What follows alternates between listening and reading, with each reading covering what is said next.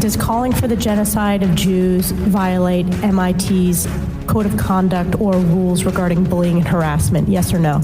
You've targeted at individuals, not making public statements. Does calling for the genocide of Jews violate Penn's rules or code of conduct? If the speech turns into conduct, it can be harassment. Yes. It is a context-dependent decision, Congresswoman. It's a context-dependent decision. That's your testimony today. Calling for the genocide of Jews is depending upon the context. Does calling for the genocide of Jews violate Harvard's rules of bullying and harassment? Yes or no?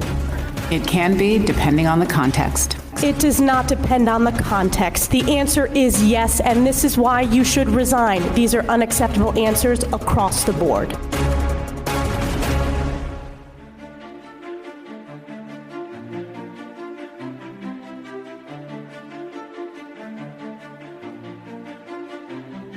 Hello, America. I'm Mark Levin, and ladies and gentlemen, the following segment of the podcast is presented by my favorite college in America, Larry Arndt's Hillsdale College, which proudly refuses every penny of government funding to remain independent. Thank you for listening, and my sincere appreciation to Hillsdale for their sponsorship, their patriotism. They reach broadly across America outside their facilities on campus. It's a remarkable university. Which brings me to the topic of this special podcast, universities and colleges in America. Ever since I was a young man in law school, I could see what was taking place in the classroom. Nothing like today, but it was bad enough. And also, I had to deal with these teachers' unions, K through 12. I could see what they were doing to my community, Cheltenham Township, Montgomery County, Pennsylvania, which is all now Democrat. It was mostly Republican at the time. I was 18, 19 years old. I was going to Temple University Law School at the age of 19, skipped a couple of grades there, here and there. And I decided I was going to run for the school board. Can you imagine that? Even more, I decided I was going to run for the school board on a tax limitation, tax-cutting agenda. You see, the property taxes in Cheltenham at the time were going through the roof. They had a massive tax increase. Their biggest taxpayer, called the Cedarbrook Mall, went under. They were short money. So not only did they stick it to Mr. and Mrs. Cheltenham Township and their property taxes, but they had a massive increase in spending on top of it because they gave the teachers' unions everything they wanted in the prior contract negotiations.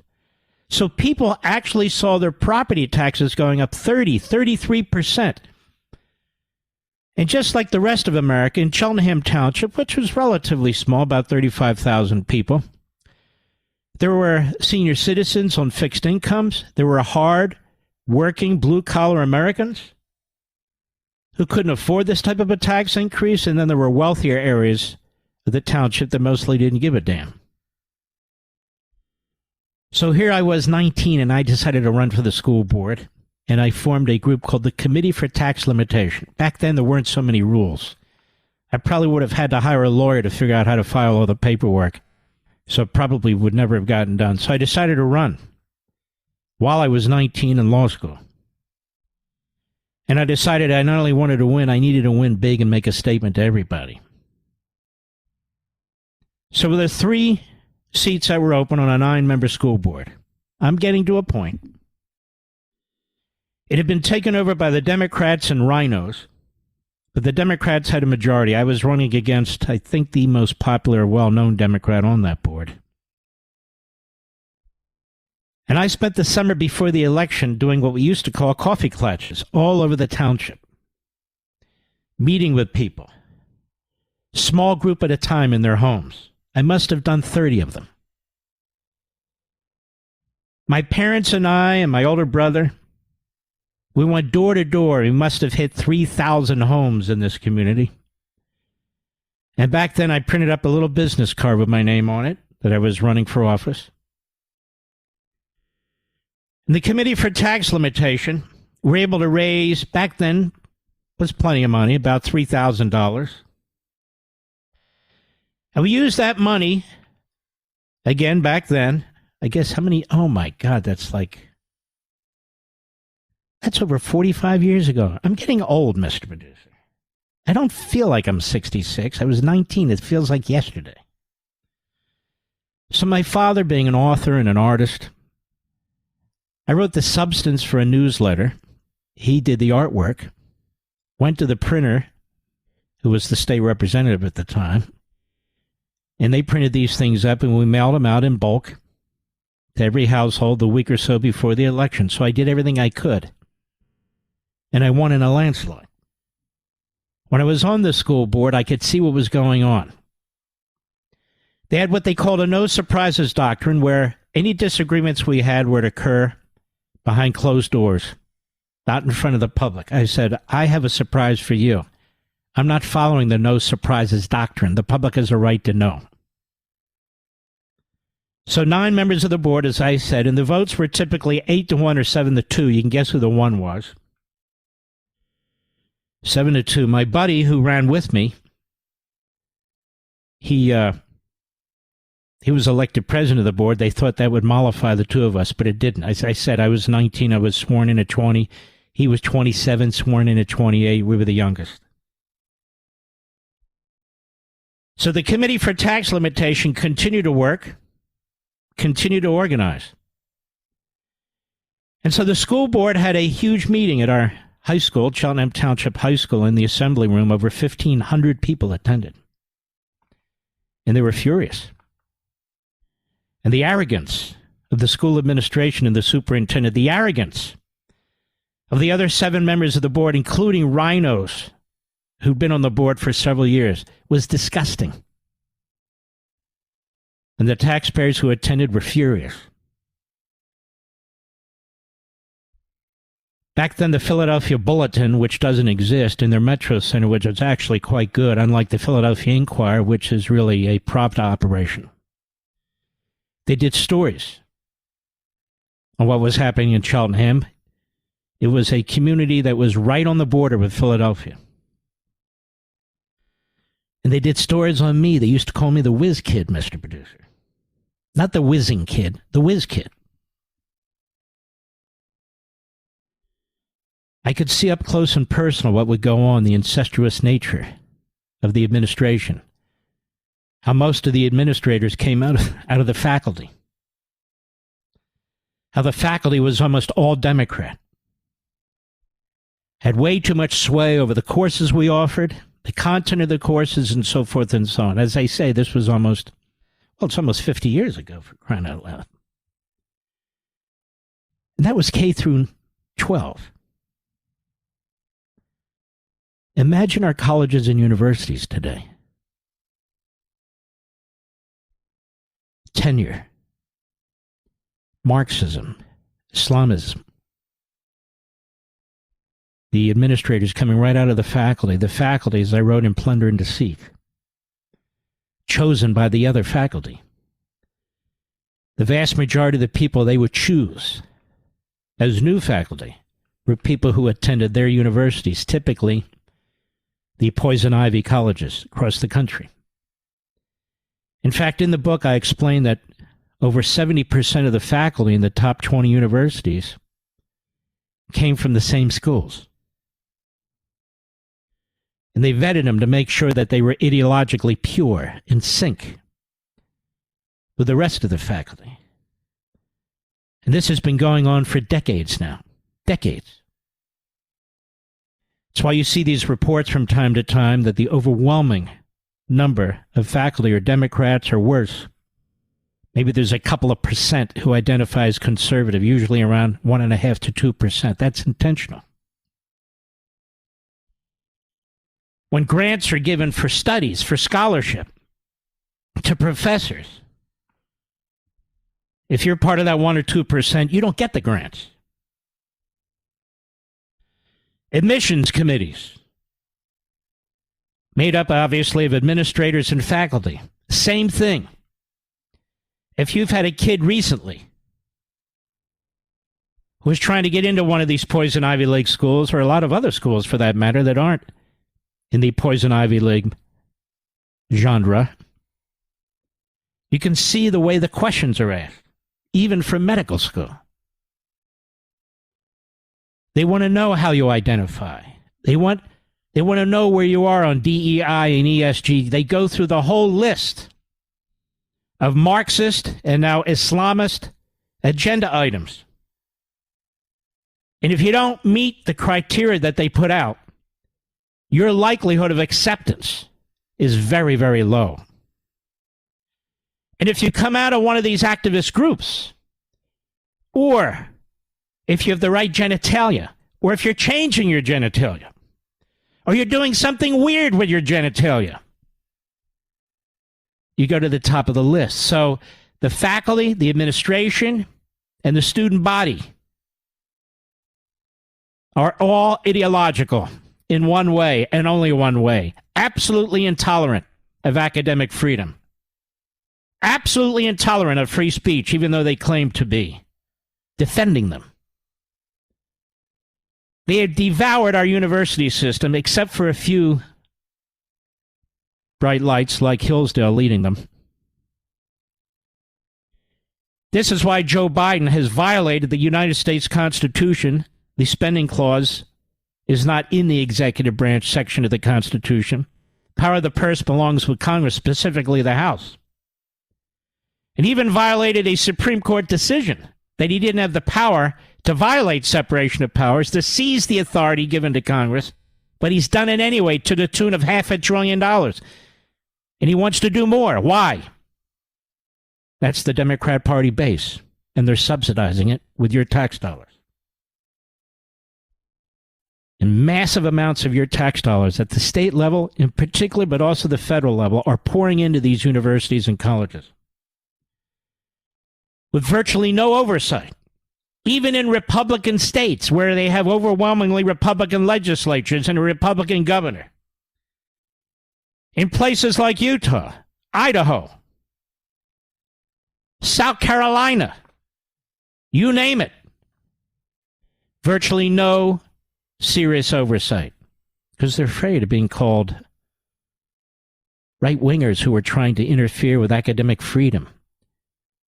Just like when you're trying to clean our bookshelves of pornography for our little tykes, elementary school kids. You have people like Newsom and the rest of them calling you book burners. Yes. So it takes some guts to stand up to this. Now, what's been happening really since the 1990s, but has received almost no attention until now, and partly due to me, quite frankly, is the Hamas network has poured millions and millions and millions of dollars into our colleges and universities. Qatar, which funds Hamas. Qatar, which gives safe haven to leaders of Hamas who are billionaires off of our tax dollars and off of UN money, stolen from refugees and others where it was supposed to go. Qatar has spent well over $1 billion influencing our colleges and universities, spreading anti-Semitism.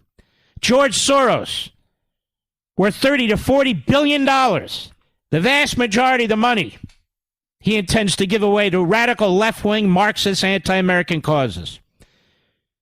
Scores of front groups have received dark money from multi-billionaires, including George Soros, that gives support to, that spread the propaganda of Hamas and terrorist organizations all over the world. Because the Marxists and the Islamists have the same objective, to destroy Western civilization. In our case, obviously, to destroy America. It's not that they agree substantively. They agree on strategy and tactics. They agree to the end. The end is to destroy us. Why, Mark? I don't know. Why is there evil? Why is there fascism? Why is there communism? Why is there Islamism? Because it is. And the why is not the proper question. Confront it and defeat it. That's the proper approach. Why? There's a lot of reasons why. I've written about them. I could speculate about them, but they're not important. We have an absolutely open border, as you're well aware, that has caused enormous amounts of inhumanity thanks to Joe Biden. The sex trafficking of little kids, the rape tents of women, migrants, the fentanyl coming across the border, killing anywhere from 70 to 100,000 Americans every single year. Our criminal justice system cannot handle all these illegal immigrants. Our schools cannot handle them. Our towns and cities cannot house them.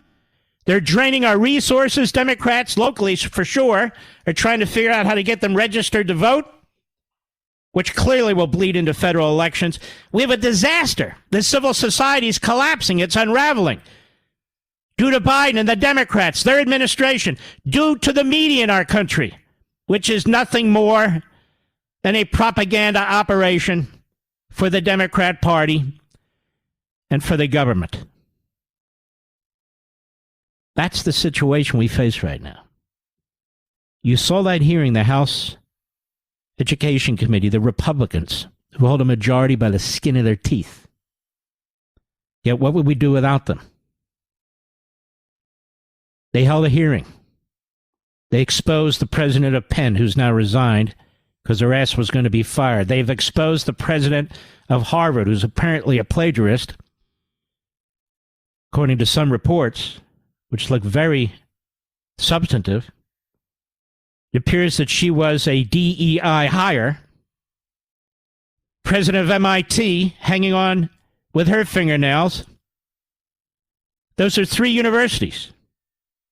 But there's more than 200, actually more than 300, that have more than tolerated anti-Semitism on their campuses. And not just words, but threats, intimidation, where Jewish students have to take off their Star of David or their kippah, which is the yarmulke. They have to dress differently, so they kind of mix in. But some have Jewish names. That can't be hidden. Some have joined the local Hillel, which can't be hidden. Hidden. What is this, Nazi Germany in the Third Reich? Jewish students locking themselves in libraries and attics. Jewish students locking themselves in the dorm. Jewish students being confronted and surrounded by a mob. Jewish students being beaten. Gentile students being beaten for trying to defend Jewish students. That's not freedom of speech. That's Nazism. That's what that is. The quaint days, the quaint old days, when students were to be taught about American history, when their belief in America from their parents was supposed to be reinforced by our educational system. Instead, they're taught to hate their parents and their family, the nuclear family. They're taught to hate the people who founded this magnificent country and wrote the Declaration and wrote the Constitution of the United States, which they wave around when it's convenient to them. They're taught things like, there's no such thing as an illegal alien unless you're talking about white people. What? Well, those of you who've read American Marxism know exactly what I'm talking about. You see, people who come to this country illegally today from Central and South America,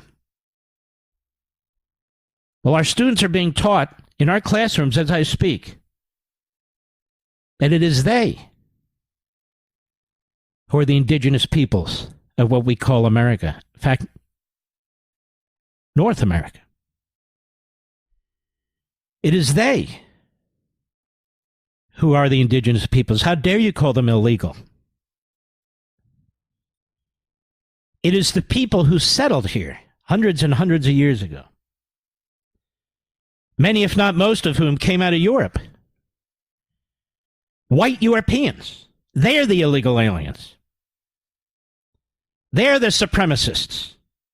They're the people who have imposed their culture on these indigenous lands of the people we now call illegal aliens. They're the people who impose their language on people from Central and South America. In other words, it's Spanish. That's the real language of the Americas. Not English. It's the so-called illegal aliens who are the real citizens, the people of this area, of this territory. Not these white Europeans. Now, why am I even mentioning this? Obviously, it's intended to destroy our country. You don't believe in our country, you don't believe in our history, then you're not going to support it. You'll support this revolution that's going on, but there's another reason. Because they view the Jews the same way in our colleges and universities. This is what they're taught. This is what they're taught at home, depending on what community, who the migrants are. And many of them are recently, immigrants to this country. And they bring their own culture, their own ideology, and in many cases, their own hate. And they do not assimilate into our culture because the educational and media systems that are intended to help people assimilate into our culture are at war with our culture. They hate our culture, the American culture. They push the Marxist agenda of CRT. They embrace the Islamists like Hamas and use their data and their figures to attack the Jews in the Middle East. So they view Jews the same way. Much of what I see happening around us today results from decades of failure in American education. Americans are increasingly divided over what policies are best for our country and even over whether America is deserving of our love. That's why today I'd like to invite you to make a year-end gift to my favorite college, Hillsdale College, in their mission to preserve, as they say, the blessings of civil and religious liberty through a proper education. Hillsdale College is leading an American revival. Over 3.5 million citizens have enrolled in one or more of Hillsdale's free online courses. Thousands of young Americans are enrolled in over 90 Hillsdale-affiliated K-12 schools, charter schools. And 6.4 million Americans, including me, of course, receive Imprimis 10 times a year. It's like a Thomas Paine pamphlet. It's fantastic. And they do all of this while refusing to accept 1 penny, directly or indirectly, of taxpayer money, state or federal. Hillsdale's independence means they rely on the support of you, patriots, citizens just like you, who understand the importance of education and liberty. And they send that message beyond the school's property, as you well know, those of you who listen to my radio show, my podcast. They make it accessible to every citizen in this country, in fact, on the face of the earth. They provide lessons, videos, faculty who explain the foundations, not just of America, but of a free people, and enable you to spread it to your family, your children, your friends, throughout your community. Please help. You can make your tax-deductible year-end gift to levinforhillsdale.com, Levin for Hillsdale.com. Again, it's tax-deductible. That's levinforhillsdale.com. And on behalf of our friends at Hillsdale College, have a Merry Christmas and a Happy New Year.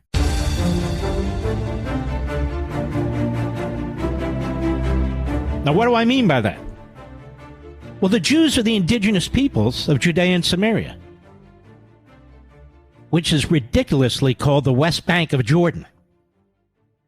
In 1948, Jordan, the monarchy that he joined in with all the surrounding Arab and Muslim countries to attack Israel when Israel got its independence.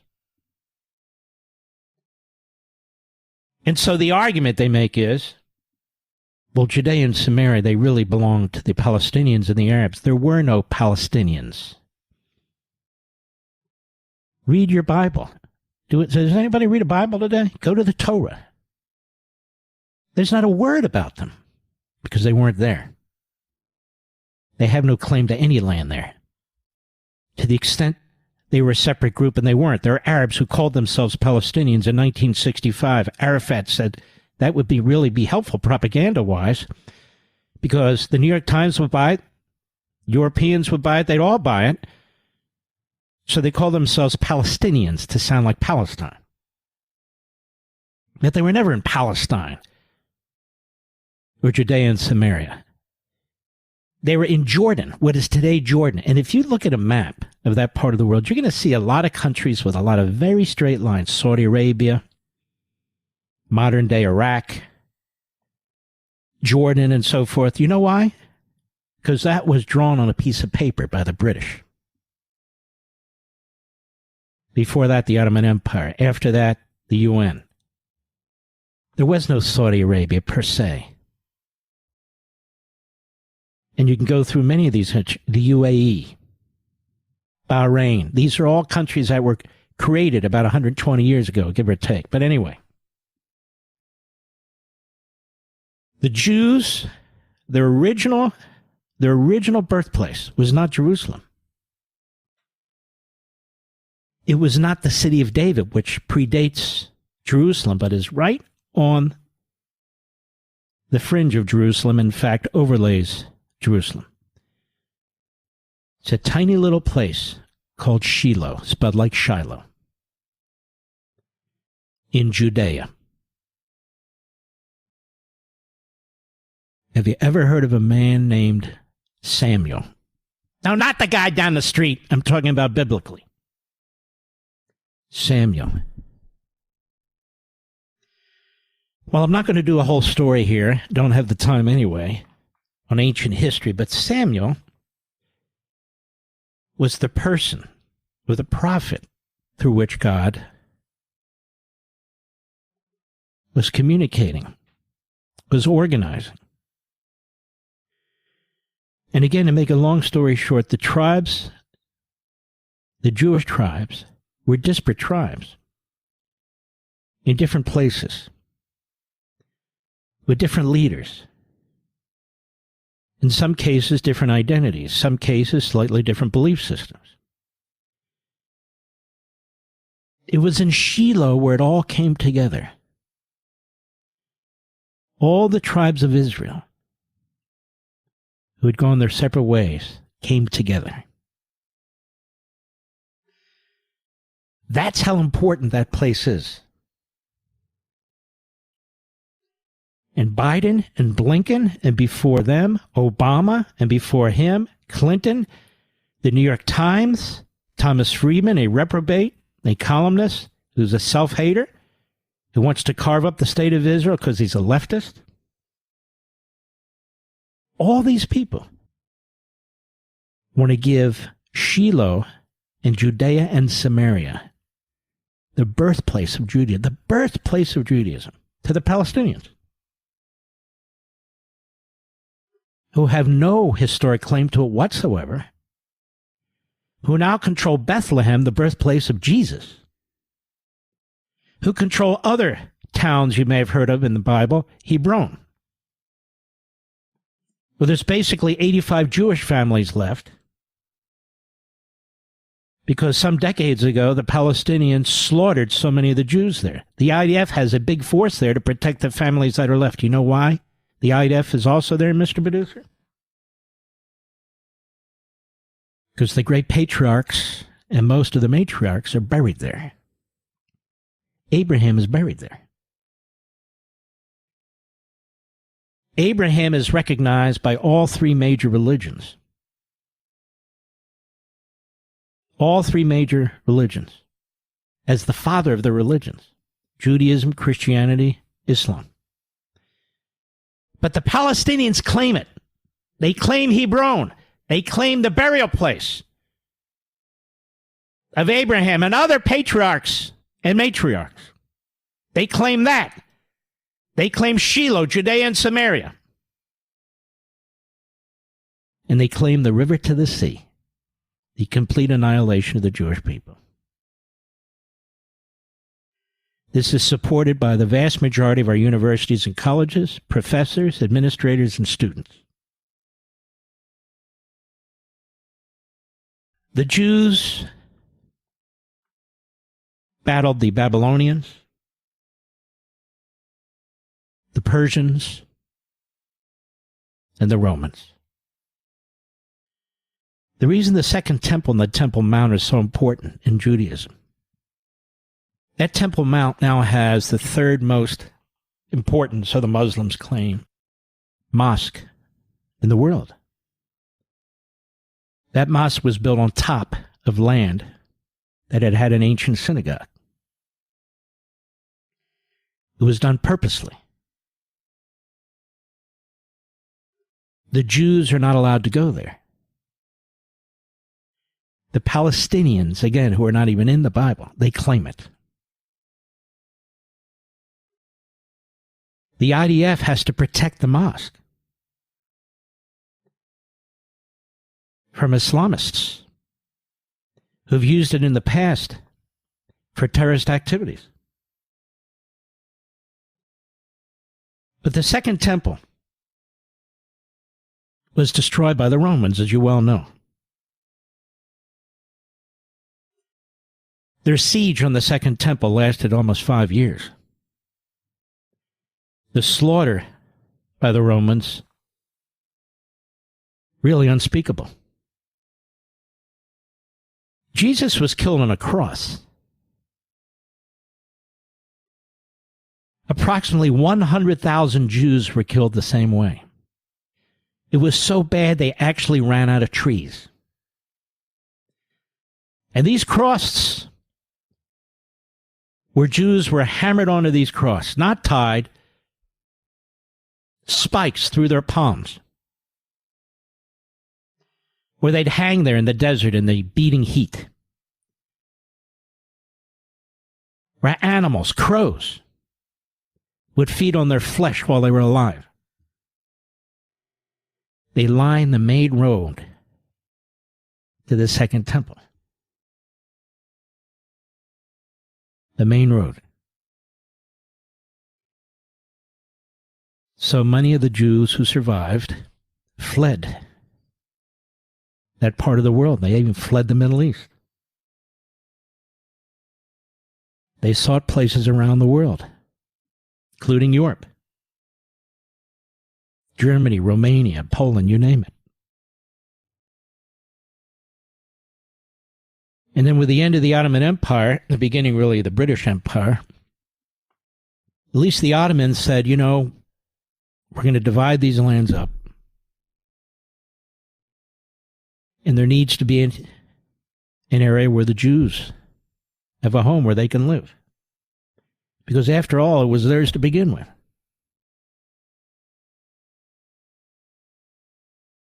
Again, to make a long story short, in 1948, the land that was Israel's before the 1967 war was recognized internationally as a homeland for the Jews. That's what Zionism means, nothing more, nothing less. You're a Zionist, meaning you want to go back to the home of the Jews. That's all it means. All positive, nothing nefarious. So if you're an anti-Zionist, you're an anti-Semite, because that means you want to wipe the Jews out of Israel. So after Israel won the war for independence, because it was attacked, and it lost some of the land that belonged to Israel, including Judea and Samaria, which now is called, the Jordanian West Bank, more and more Jews, where this was their ancestral homeland, came home. There were already Jews there, please don't get me wrong. But that's why when you watch TV, you'll get a history of Judaism that begins in 1948. That's why you'll be told that this was land that belonged to somebody else. That's why you hear the Islamists and the Marxists and Democrats and news people talk about, the Jews, they took over this land. They don't have one iota of knowledge about history, or they don't care. And the people from Germany, Poland, Roman, the Jews after the Holocaust.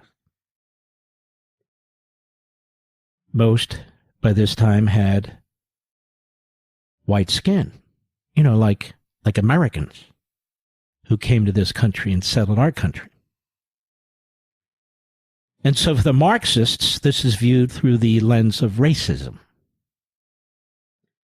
For the Bernie Sanders type, who is a contemptible Marxist. For the Islamists, of course, they're just Jew haters. And they want to create these caliphates. They want a two-state solution. Iran already has a country.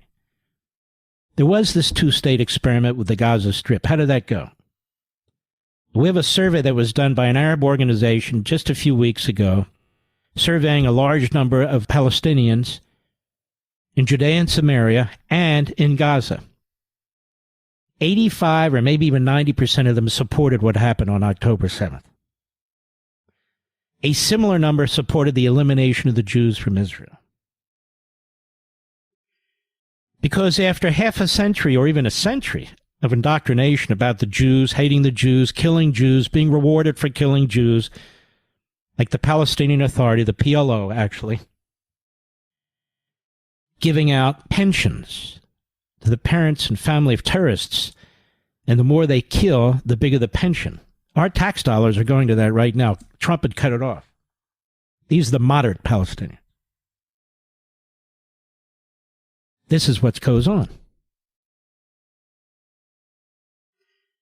That's why it's so important that we have voices of humanity, of liberty, of tolerance, of true faith. Whether it's on TV or radio, whether it's at congressional hearings, and especially when teaching our young kids, our young people, especially when teaching our young people.